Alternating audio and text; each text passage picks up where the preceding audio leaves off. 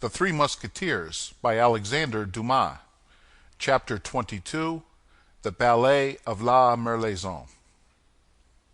On the morrow, nothing was talked of in Paris but the ball, which the aldermen of the city were to give the king and queen, and in which their majesties were to dance the famous La Merlaison, the favorite ballet of the king.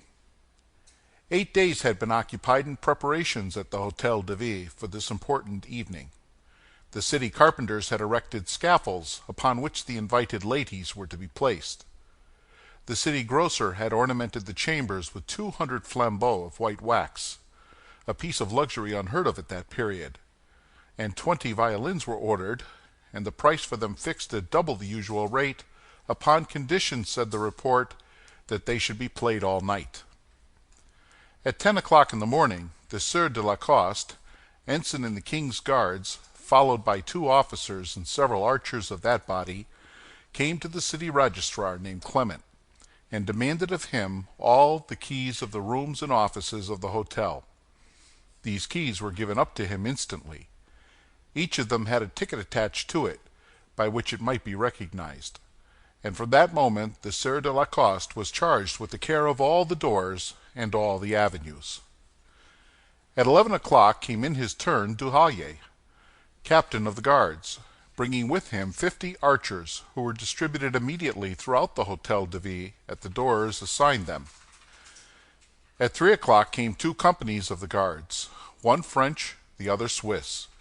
The company of French guards was composed of half of Monsieur Duhallier's men and half of Monsieur Dessessart's men. At 6 in the evening the guests began to come. As fast as they entered, they were placed in the grand saloon, on the platforms prepared for them.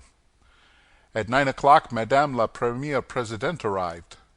As next to the queen she was the most considerable personage of the fête, she was received by the city officials and placed in a box opposite to that which the queen was to occupy. At 10 o'clock the king's collation, consisting of preserves and other delicacies, was prepared in the little room on the side of the church of Saint-Jean, in front of the silver buffet of the city, which was guarded by 4 archers. At midnight great cries and loud acclamations were heard. It was the king, who was passing through the streets which led from the Louvre to the Hôtel de Ville, and which were all illuminated with colored lanterns. Immediately the aldermen, clothed in their robes and preceded by 6 sergeants, each holding a flambeau in his hand, went to attend upon the king, whom they met on the steps, where the provost of the merchants made him a speech of welcome, a compliment to which his majesty replied with an apology for coming so late, laying the blame upon the cardinal, who had detained him till 11 o'clock, talking of affairs of state. His majesty in full dress was accompanied by his royal highness, Monsieur le Comte de Soissons, by the Grand Prior, by the Duc de Longueville, and the Duc de Boeuf, by the Comte d'Harcourt, by the Comte de la Roche-Guyon, by Monsieur de Liancourt, by Monsieur de Baradas, and by Comte de Cramail, and the Chevalier de Souveret. Everybody noticed that the king looked dull and preoccupied. A private room had been prepared for the king, and another for Monsieur. At each of these closets was placed masquerade dresses. The same had been done for the queen and Madame the President. The nobles and ladies of their Majesties' suites were to dress 2 by 2 in chambers prepared for the purpose. Before entering his closet the king desired to be informed the moment the cardinal arrived. Half an hour after the entrance of the king, fresh acclamations were heard. These announced the arrival of the queen. The aldermen did as they'd done before, and preceded by their sergeants, advanced to receive their illustrious guest. The queen entered the great hall, and it was remarked that, like the king, she looked dull and even weary. At the moment she entered, the curtain of the small gallery, which to that time had been closed, was drawn, and the pale face of the cardinal appeared, he being dressed as a Spanish cavalier. His eyes were fixed upon those of the queen, and a smile of terrible joy passed over his lips. The queen did not wear her diamond studs. The queen remained for a short time to receive the compliments of the city dignitaries and to reply to the salutations of the ladies. All at once the king appeared with the cardinal at one of the doors of the hall. The cardinal was speaking to him in a low voice, and the king was very pale. The king made his way through the crowd without a mask and the ribbons of his doublet scarcely tied. He went straight to the queen, and in an altered voice said, "Why, madame, have you not thought proper to wear your diamond studs, when you know it would give me so much gratification?" The queen cast a glance around her, and saw the cardinal behind, with a diabolical smile on his countenance. "Sire," replied the queen, with a faltering voice, "because in the midst of such a crowd as this, I feared some accident might happen to them." "And you are wrong, madame.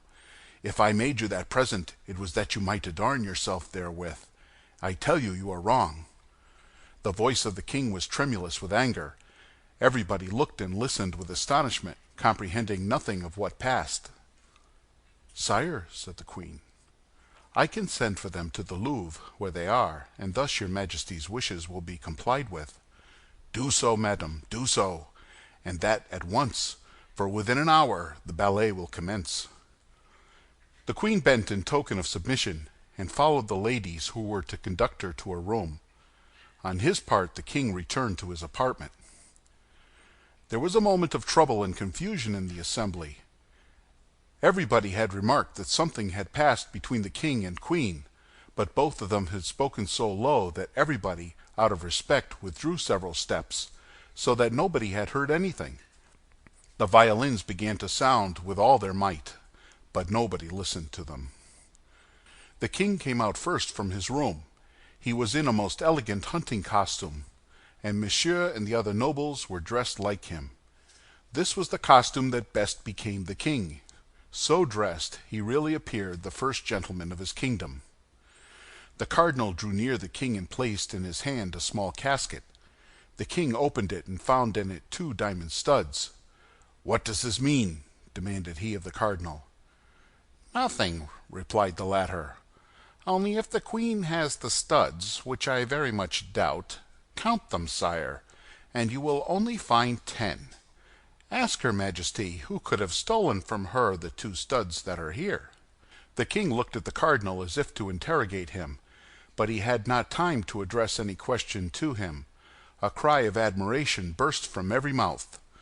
If the king appeared to be the first gentleman of his kingdom, the queen was without doubt the most beautiful woman in France. It is true that the habit of a huntress became her admirably. She wore a beaver hat with blue feathers, a surtout of gray pearl velvet fastened with diamond clasps, and a petticoat of blue satin, embroidered with silver. On her left shoulder sparkled the diamond studs, on a bow of the same color as the plumes in the petticoat. The king trembled with joy, and the cardinal with vexation. Although distant as they were from the queen, they could not count the studs. The queen had them. The only question was, had she 10 or 12? At that moment the violins sounded the signal for the ballet. The king advanced toward Madame the Presidente, with whom he was to dance, and His Highness Monsieur with the queen. They took their places, and the ballet began. The king danced facing the queen, and every time he passed by her, he devoured with his eyes those studs of which he could not ascertain the number. A cold sweat covered the brow of the cardinal. The ballet lasted an hour, and had 16 entrées. The ballet ended amid the applause of the whole assemblage, and everyone reconducted his lady to her place, but the king took advantage of the privilege he had of leaving his lady to advance eagerly toward the queen. "I thank you, madame," said he, "for the deference you have shown to my wishes, but I think you want 2 of the studs, and I bring them back to you." With these words he held out to the queen the 2 studs the cardinal had given him. "How, sire?" cried the young queen, affecting surprise. "You are giving me, then, 2 more? I shall have 14." In fact, the king counted them, and the 12 studs were all on her majesty's shoulder. The king called the cardinal. "What does this mean, Monsieur Cardinal?" asked the king in a severe tone. "This means, sire," replied the cardinal, "that I was desirous of presenting her majesty with these 2 studs, and that not daring to offer them myself, I adopted this means of inducing her to accept them." "And I am the more grateful to your eminence," replied Anne of Austria, with a smile that proved she was not the dupe of this ingenious gallantry, "from being certain that these two studs alone have cost you as much as all the others cost his majesty." Then saluting the king and the cardinal, the queen resumed her way to the chamber in which she had dressed, and where she was to take off her costume. The attention which we have been obliged to give, during the commencement of this chapter, to the illustrious personages we have introduced into it, has diverted us for an instant from him to whom Anne of Austria owed the extraordinary triumph she had obtained over the cardinal, and who, confounded, unknown, lost in the crowd gathered at one of the doors, looked on this scene comprehensible only to four persons: the king, the queen, his eminence, and himself. The queen had just regained her chamber, and D'Artagnan was about to retire when he felt his shoulder lightly touched. He turned and saw a young woman who made him a sign to follow her. The face of this young woman was covered with a black velvet mask, but notwithstanding this precaution, which was in fact taken rather against others than against him, he at once recognized his usual guide, the light and intelligent Mademoiselle Bonacieux. On the evening before, they had scarcely seen each other for a moment at the apartment of the Swiss guard Germain, whither D'Artagnan had sent for her. The haste which the young woman was in to convey to the queen the excellent news of the happy return of her messenger prevented the two lovers from exchanging more than a few words. D'Artagnan therefore followed Mademoiselle Bonacieux, moved by a double sentiment, love and curiosity. All the way, and in proportion as the corridors became more deserted, D'Artagnan wished to stop the young woman, seize her and gaze upon her, were it only for a minute. But quick as a bird she glided between his hands, and when he wished to speak to her, her finger placed upon her mouth, with a little imperative gesture full of grace, reminded him that he was under the command of a power which he must blindly obey, and which forbade him even to make the slightest complaint. At length, after winding about for a minute or two, Mademoiselle Bonacieux opened the door of a closet, which was entirely dark, and led D'Artagnan into it. There she made a fresh sign of silence and opened a second door concealed by tapestry. The opening of this door disclosed a brilliant light, and she disappeared. D'Artagnan remained a moment motionless, asking himself where he could be. But soon a ray of light which penetrated through the chamber, together with the warm and perfumed air which reached him from the same aperture, the conversation of two of three ladies in language at once respectful and refined, and the word majesty several times repeated, indicated clearly that he was in a closet attached to the queen's apartment. The young man waited in comparative darkness and listened. The queen appeared cheerful and happy, which seemed to astonish the persons who surrounded her, and who were accustomed to see her almost always sad and full of care. The queen attributed this joyous feeling to the beauty of the fête, and the pleasure she had experienced in the ballet, and as it is not permissible to contradict a queen, whether she smile or weep, everybody expatiated on the gallantry of the aldermen of the city of Paris. Although D'Artagnan did not at all know the queen, he soon distinguished her voice from the others, at first by a slightly foreign accent, and next by that tone of domination naturally impressed upon all royal words. He heard her approach and withdraw from the partially opened door, and twice or three times he even saw the shadow of a person intercept the light. At length a hand and an arm, surpassingly beautiful in their form and whiteness, glided through the tapestry. D'Artagnan at once comprehended that this was his recompense. He cast himself on his knees, seized the hand, and touched it respectfully with his lips. Then the hand was withdrawn, leaving in his an object which he perceived to be a ring. The door immediately closed, and D'Artagnan found himself again in complete obscurity. D'Artagnan placed the ring on his finger and again waited. It was evident that all was not yet over. After the reward of his devotion, that of his love was to come.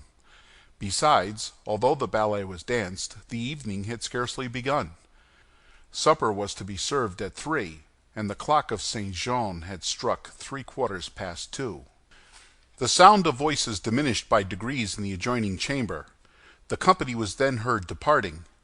Then the door of the closet in which D'Artagnan was opened, and Mademoiselle Bonacieux entered. "You at last!" cried D'Artagnan. "Silence!" said the young woman, placing her hand upon his lips. "Silence, and go the same way you came." "But where and when shall I see you again?" cried D'Artagnan.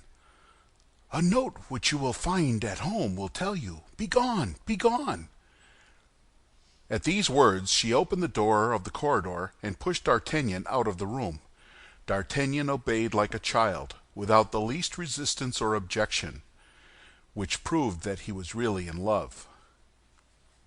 End of chapter 22.